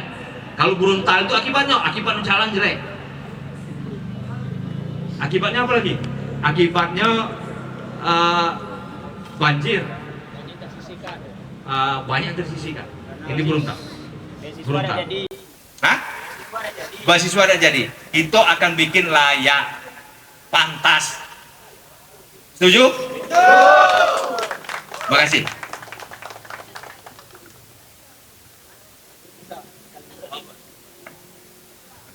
Baik, terima kasih jawaban dari Cik Dedi. Mungkin untuk jawaban dari pertanyaan kedua, saya sudah mendapatkan statement bahwasanya infrastruktur kita akan, jika memang jadi, akan ada rehabilitasi. Untuk pertanyaan pertama, mungkin saya sudah memenuhi permintaan dari tim sukses Cik Dedi bahwasanya kita harus meninggalkan PR. Saya harap ini pertanyaan pertama tadi, solusi dari guru itu menjadi PR untuk Cik Dedi. Kami tunggu jawabannya dan solusinya di mungkin Hantam Dedi jilid 2. Seperti itu. Terima kasih. Assalamualaikum warahmatullahi wabarakatuh. Luar biasa nih yang pertanyaan dari Bang Aad nih. Memang cocok jadi master pendidikan, membahas tentang fasilitas yang semraut sekarang ini nampaknya. Nggak sampai bocor-bocor, ratap segala macam kan. Mungkin sama lah harapan kami anak muda ini. Fasilitas yang ada itu dimanfaatkan sebaik mungkin dan diperbaiki, bukan membuat gedung baru tapi meninggalkan yang lama, jadinya hancur semua kan. Assalamualaikum warahmatullahi wabarakatuh. Waalaikumsalam warahmatullahi wabarakatuh. Perkenalkan, nama saya Yona. Saya sarjana kesehatan masyarakat. Di sini saya tadi lagi duduk di atas ya Pak. Terus lihat orang rame dengan pertanyaan-pertanyaan dari tadi mengarahkan ke pendidikan, ke lowongan pekerjaan, tapi tidak ada mengarahkan ke banjir. Soalnya di tempat saya sendiri itu dampak banjir itu besar, apalagi kemarin di Taman Agung.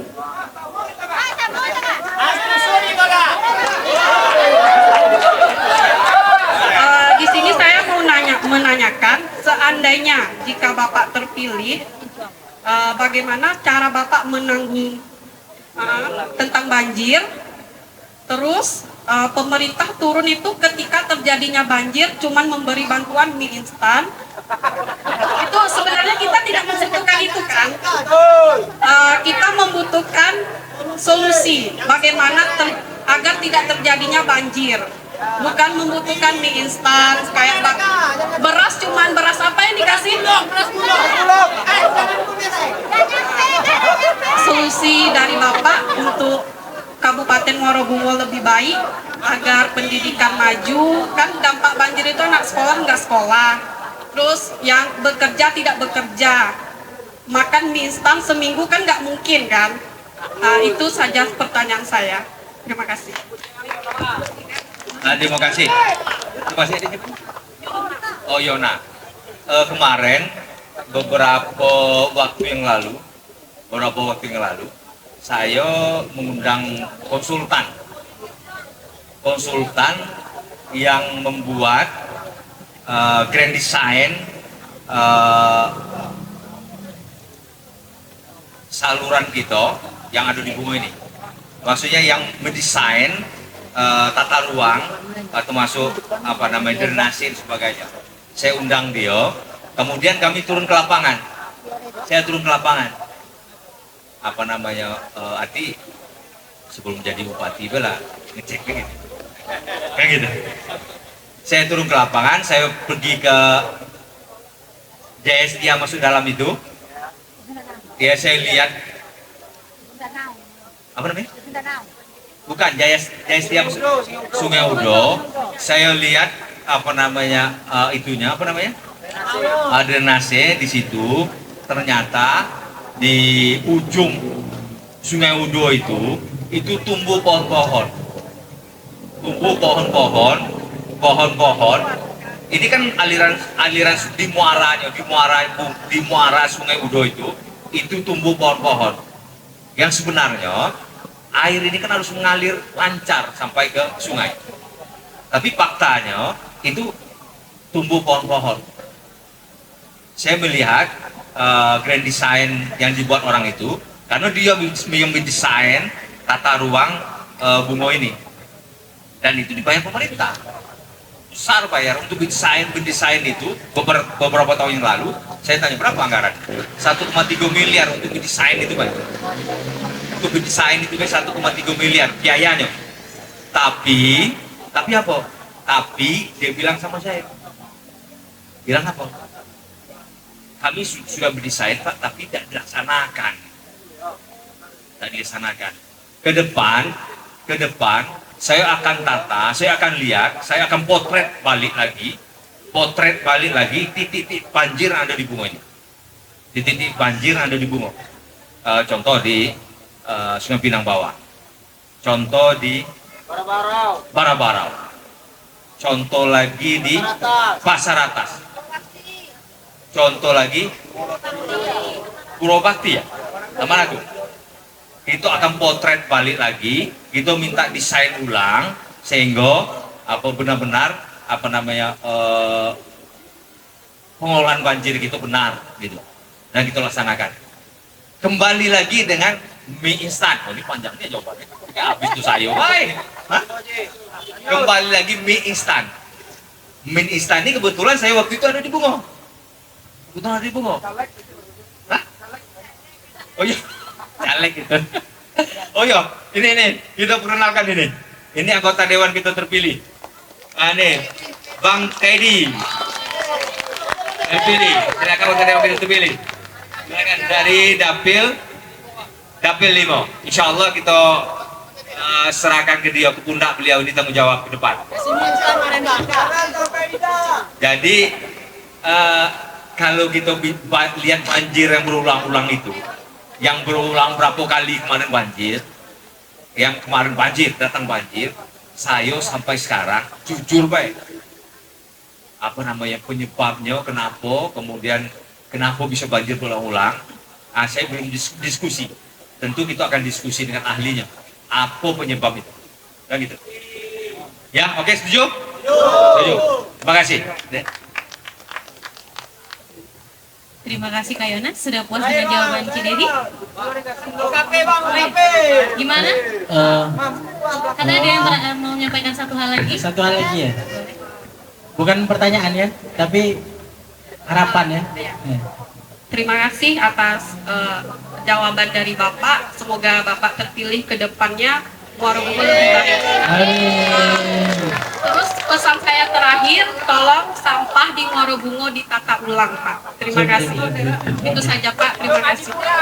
Ini Habibie ke depan, Habibie Alkap. Tuh. Ke depan, Bang. Abang ini juga ke depan. Nah, lihat ini sesi pertanyaan kita sudah kita tutup ya. Orang-orang yang di depan ini bakal nak ngantam baci nih, nampak dari tadi mungkin. Nah, ini Bang, yang ditunjuk tadi Bang. Bang. Sini, tegak sini. Nanti bukunya minta Kantri, sambungan Imam. Tingkat B, kalau seandainya kira-kira pertanyaannya sama, lewatin B gitu. Apakah masih tentang berlikut dengan beasiswa atau infrastruktur atau yang lainnya gitu. Nah, mungkin dari Abang nih perkenalan dulu namo dan pertanyaannya singkat B, Bang. Langsung pertanyaan. Jadi dari tadi saya tengok nih kayaknya curhat semuanya. Kayaknya memang Bungo ini banyak masalah. Nah. Apa? Keluhan ya? Di sini ya? Woi, cuman di sini ya? Oh, cuman di sini berarti ya? Oh, nunggu jawaban ya? Oh, siap. Oke. Ayo, Habibie. Baik, bismillahirrahmanirrahim. Assalamualaikum warahmatullahi wabarakatuh. Baik, perkenalkan Cik dan rekan-rekan. Perkenalkan saya Imawan Zirul Habibie selaku Ketua Umum Pimpinan Cabang Ikatan Mahasiswa Muhammadiyah Kabupaten Bungo.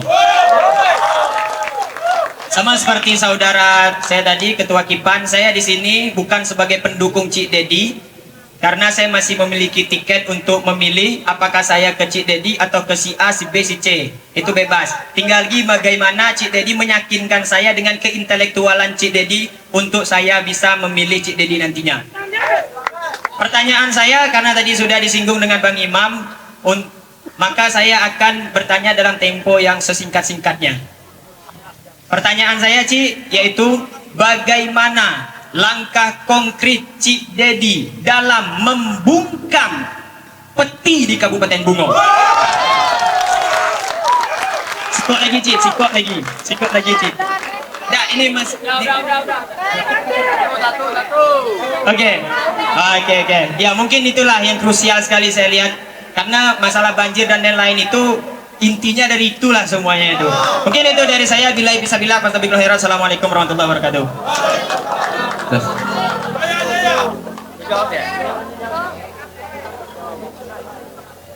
Ini diminta singkat, tapi saya pikir aku singkat.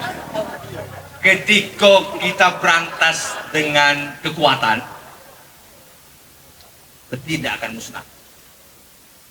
Ketika kita berantas dengan uang, tidak akan musnah. Karena apa? Pakcik, saya sudah pernah nyoba itu. Saya sudah pernah nyerahkan uang langsung ke pihak kepolisian waktu ketua DPRD dulu untuk memberantas peti itu. Ketika di provinsi, waktu di DPRD provinsi, kalau nggak salah waktu itu siap duitnya berapa miliar gitu, itu serahkan ke pihak yang berwenang untuk berantas, ternyata tidak juga.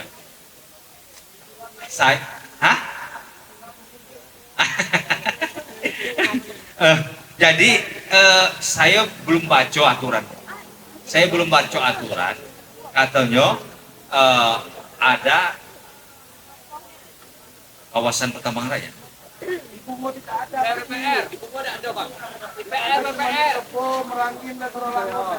Namanya apa? Kawasan pertambangan raya. Kalau memang dibolehkan nambang emas itu, kalau ada aturannya, tentu kita atur. Saya dengar kita atur izin pertambangan itu kalau memang ada. Saya belum lihat aturannya.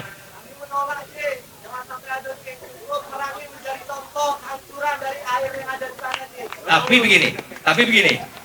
begini, yang di luar area itu kita berantas. Artinya kan ada aturan. Ada aturan yang memayungi. Di luar daerah itu kita berantas. Itu. Kalau memang ada aturannya. Begitu. Tapi kalau tidak ada aturannya, jalan satu-satunya memang dengan tindakan. Nah, sekarang tindakan siapa itu aja. Karena Panji sudah pernah ngajak pihak itu. Ini jadi PR nih. PR, oke? Masuk kantong ya. Masuk hotel, oke. Silakan. Ya, silakan. Dari tadi kita mendengar ketika jabatan beliau, jabatan beliau, ya kan? Contoh, kemarin 2 minggu yang lalu saya pergi ke Jambi, ada salah satu teman saya ngajak satu barisan untuk mendukung Cik Dedi, ya. Lalu dia sampai salah satu ketika Cik Dedi menjabat, ya, jadi anggota DPRD Provinsi Jambi, Cik Dedi menghilang selama 3 tahun. Kemana Cik Dedi?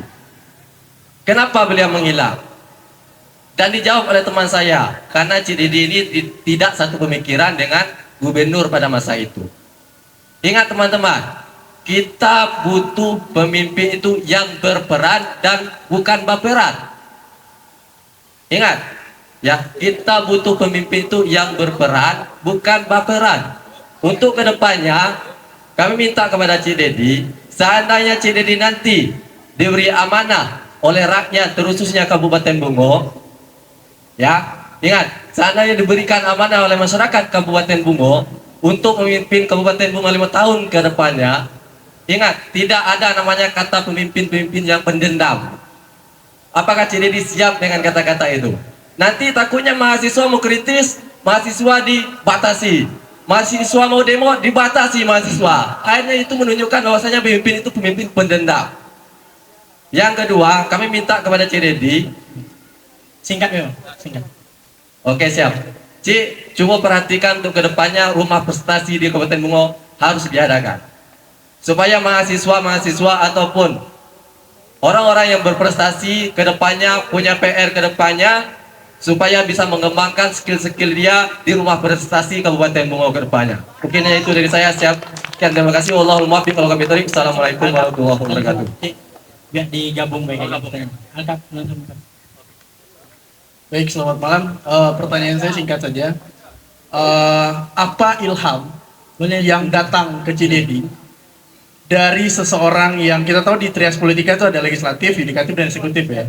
Apa ilham yang datang ke Cik Dedi sampai-sampai seseorang yang dulu pernah berkecimpung di dunia legislatif, yang notabene-nya mengawasi kinerja eksekutif, otomatis sudah tahu busuk-busuknya gimana eksekutif. Lalu apa nih ilham yang datang sampai yaudah saya masuk ke eksekutif? Itu yang pertama. Maksud saya yang ingin saya ketahui pertama itu. Karena kita tahu ya, seorang legislatif itu kan notabene-nya adalah mengawasi. Sudah tahu busuk-busuknya. Kenapa kok tiba-tiba malah mau masuk ke eksekutif? Lalu, saya ingin tolong teman-teman ingat dicatat ini semua ya.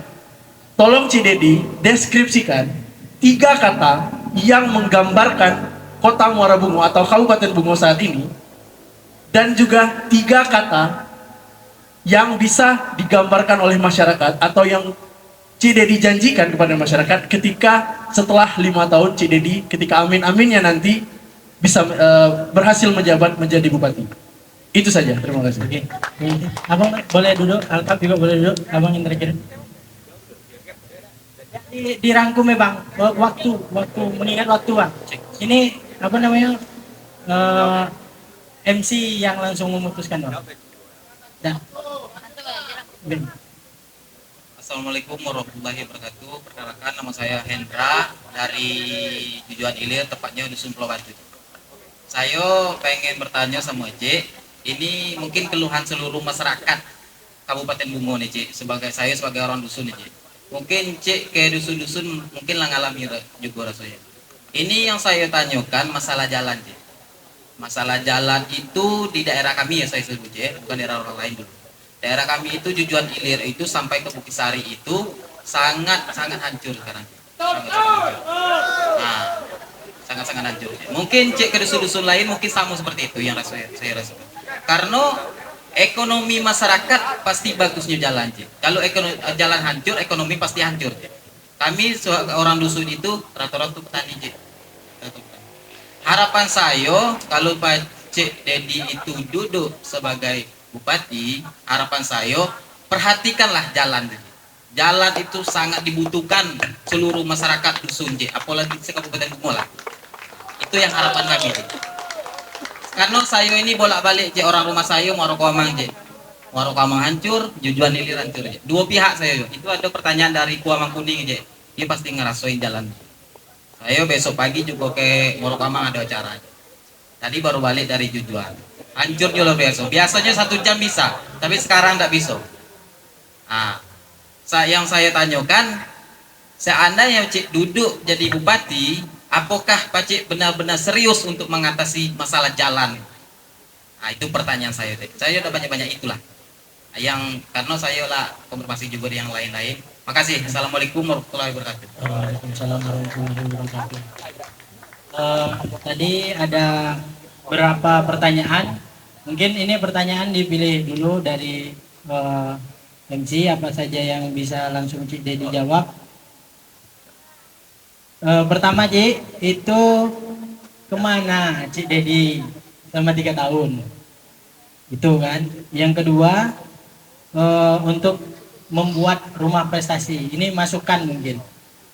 Kalau Cik Dedi jadi, dia minta bantu membuat rumah prestasi. Itu bukan pertanyaan, tapi pertanyaannya kenapa, kemana Cik Dedi selama 3 tahun?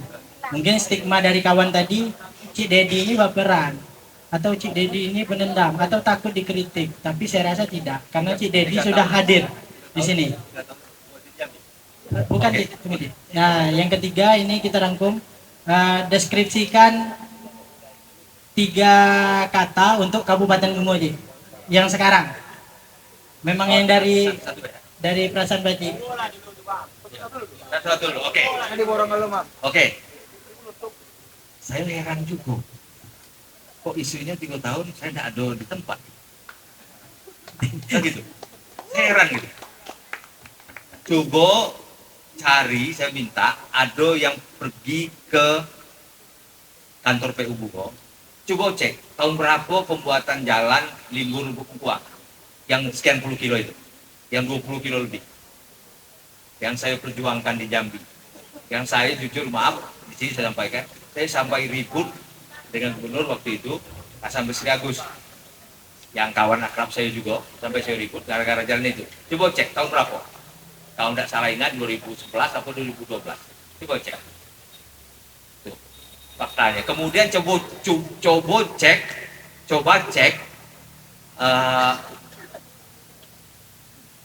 apa namanya, kamu tahu Anso 2 dah? Tahu Anso 2? Anso 2 kan waktu itu di yang sekarang jadi apa? Jadi apa namanya? Taman. Jadi taman. Kemudian dipindahkan kan? Dipindahkan. Coba cek itu tahun berapa Anso 2 itu dibuat? Karena apa? Karena saya itu sebagai ketua panitia pansusnya saya waktu itu. Coba cek, tahun berapa? Pansus ya, Anso 2 pindah itu saya. Kamu gitu? Hah? Dari 45 anggota dewan, saya dipilih untuk pindah. Jadi coba cek itu baik data yang apa namanya? Yang cukup besar di apa namanya? Yang berdampak terhadap apa? Terus? Selanjutnya ini deh pertanyaan.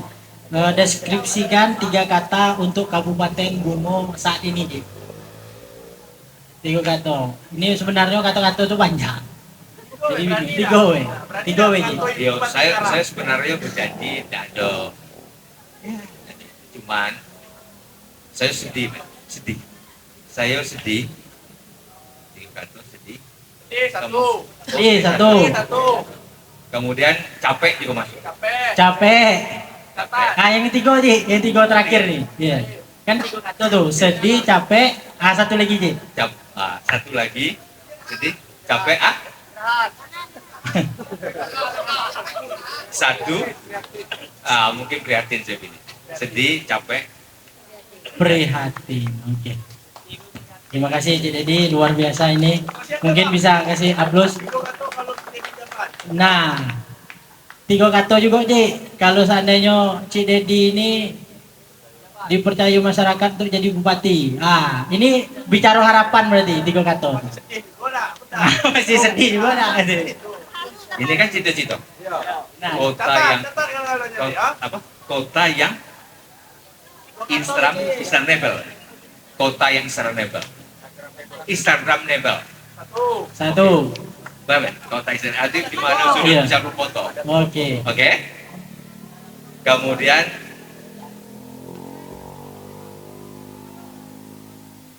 ekonominya meningkat. Ekonomi berarti kuncinya ya. Kemajuan ekonomi berarti. Nah. Satu lagi Cik, terakhir. Mungkin bisa langsung dijawab. Boleh ya pakai kalimat-kalimat dari sebelah ya? Boleh. Adil untuk seluruh masyarakat kita. Oke. Terima kasih Cik.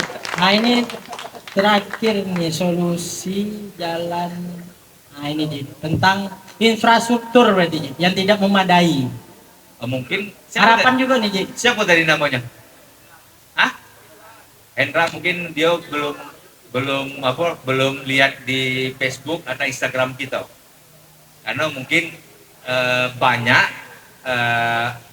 saya nyampaikan hal itu. Saya sampaikan bahwa tahun pertama kalau mengizinkan itu kita akan fokus ke jalan ini. Tahun pertama saya sudah coba minta PU hitung, PU orang-orang PU, saya tidak mau sebut namanya, berapa anggaran yang dibutuhkan untuk perbaikan jalan Kuamang Kuning. Dia bilang 100 miliar cukup.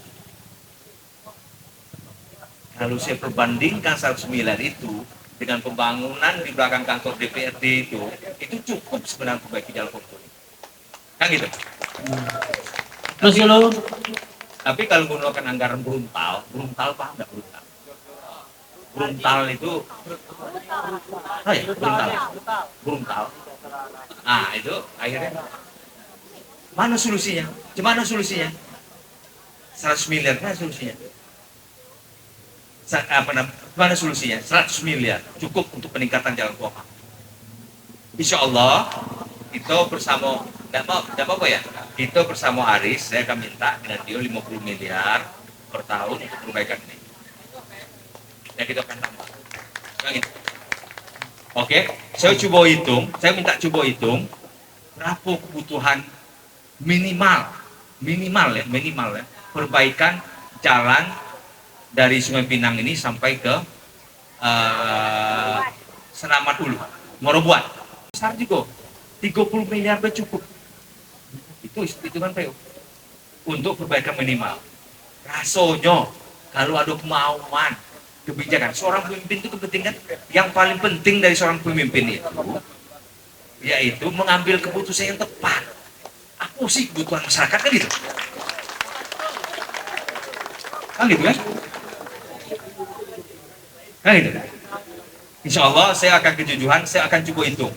Saya minta orang PU hitung berapa kebutuhannya. Kan gitu. Jadi tahun pertama kita akan fokus perbaikan jalan. Tentu kita berkolaborasi dengan gubernur, dengan pusat dan sebagainya, dengan pusat, pemerintah pusat. Kan gitu. Kenapa saya bilang saya punya pengalaman untuk itu. Saya tidak jual-jual kecap di sini. Saya pernah bangun bandara, Bung.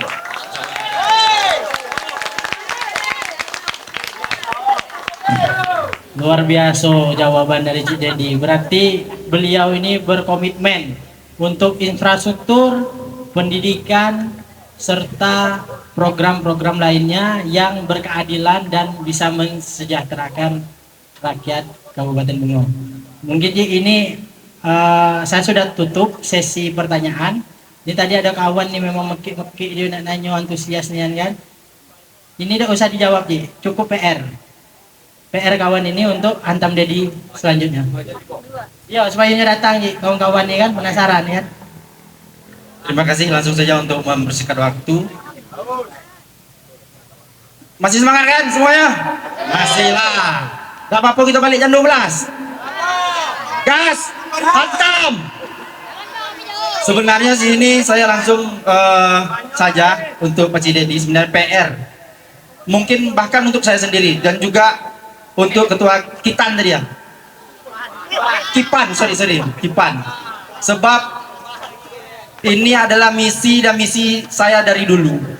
Kita tahu problem di Kabupaten Bungo ada apa?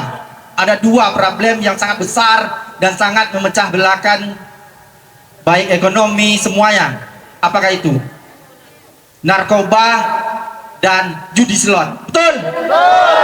Nah, PR saya adalah untuk Pak Cik Dedi harus mampu membuat tempat rehabilitas. Karena itu akan menjadi penopang bagi seluruh yang pecandu narkoba maupun judi slot. PR untuk kita semua, jangan pilih pemimpin yang memakai narkoba maupun judi slot. Setuju? Baik mantan narkoba maupun pemakai narkoba aktif. Setuju? Sekian, terima kasih. Nah ini itu bukan PR untuk Cik Dedi berarti PR kita sama-sama berarti ya. Nah ini yo sebenarnya yo Bahagian keresahan. Ini acara kita mungkin bakal habis di sini, acara sesi diskusi. Kita minta closing statement. Kawan-kawan jangan balik dulu kalau tidak dibalik karena ada beberapa yang ingin disampaikan lagi kan. Ini closing statement langsung dari Pak Cik sebelum meninggalkan area untuk kawan-kawan anak muda Kabupaten Bungo pada malam ini. Closing statement. Oke, terima kasih sahabat-sahabat semua. Yang jelas kita punya komitmen untuk membangun Bungo, tentu bersama dengan seluruh elemen masyarakat, pemuda, remaja dan sebagainya.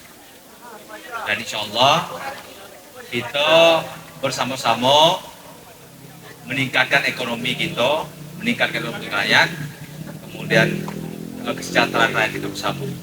Mungkin untuk sementara itu dari saya. Mungkin besok kita lanjutkan pada hantam Dedi yang kedua. Terima kasih. Assalamualaikum warahmatullahi wabarakatuh. Waalaikumsalam warahmatullahi wabarakatuh. Mungkin kawan-kawan kalau seandainya ini Pak Cik mau langsung pindah, tidak apa-apa. Nah terakhir, ngapa Bang? Oh, ini ada permintaan dari kawan kita Angga. Sebelum kita tutup acara ini, dia akan membawakan puisi. Sebenarnya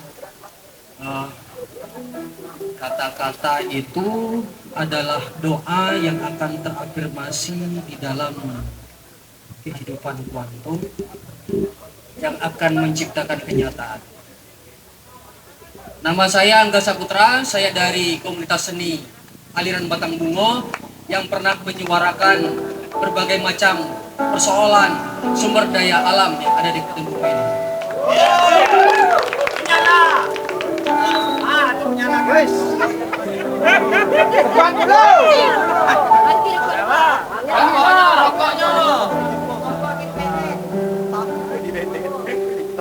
Manusia bersama pisang.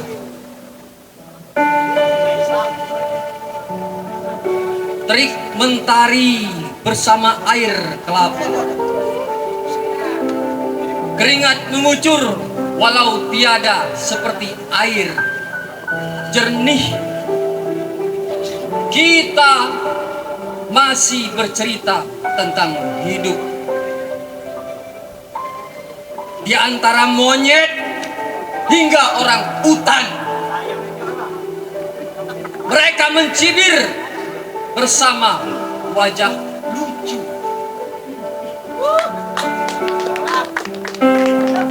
Dibunuh pun untuk apa? Demikianlah penggambaran manusia di antara manusia. Tentang manusia dan buah pisang, tentang manusia dan kebun pisang. Kadang kita menyadari banyak monyet marah-marah saat pisangnya diambil kera lain. Demikianlah manusia dan manusia. Maka kemanusiaan sejati mungkin hanya terpahat di kayu jati, yang mungkin kelak terbakar hutan jati hanya dengan satu batang korek api. Angga Saputra, Sumatera Tengah. Terima kasih. Adibu pertiwi sedang bersusah hati, air matanya berlinang, cintanya tenang.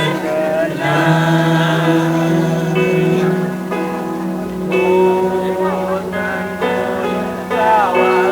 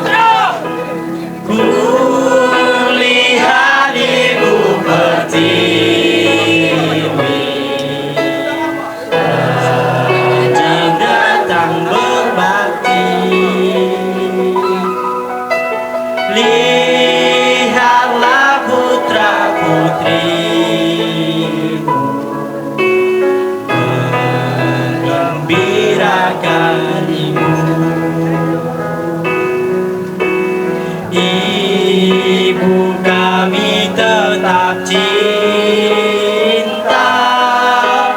putramu yang setia, menjaga harta pusat